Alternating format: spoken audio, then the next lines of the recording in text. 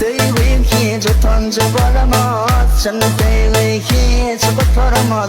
İnnemin gözüme yaş dolmaz. Sana döneyim yana dolanmaz. Sana kurban ne bu canım. İnne seninle vardır ağrım. Yar önkü sevgilim inne adım. Seninle dermen ki sardım. Vaktinde çektim varım. Men sensiz sen mensiz varlığım. Yadımda sevgimi. Ey zalim, hanımana diyetine bir vakit sen canım. Ne için ben taşladım? Ne için beni taşladın?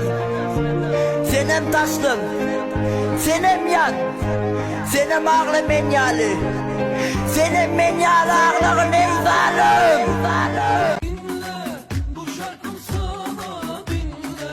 Ne oluyor sana kızım, öyle demeler yaptın Insta'dan bana göndermeler. Söyle nasıl sevdiğimi söyle. Bıraktığımda bana dön demeler, dön demeler, bana dön demeler. Müptela oldum aşka seninle, kayboldum.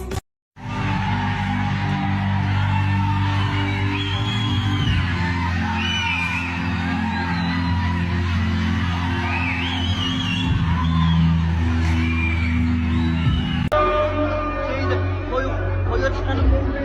Ya ipi rastladım.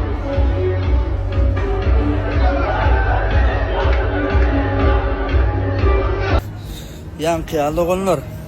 Toya çıkmalı mı? Ya günün saat 20.53'te efire çıkmalı mı? Ya ikisini hem denge üretmeli mi?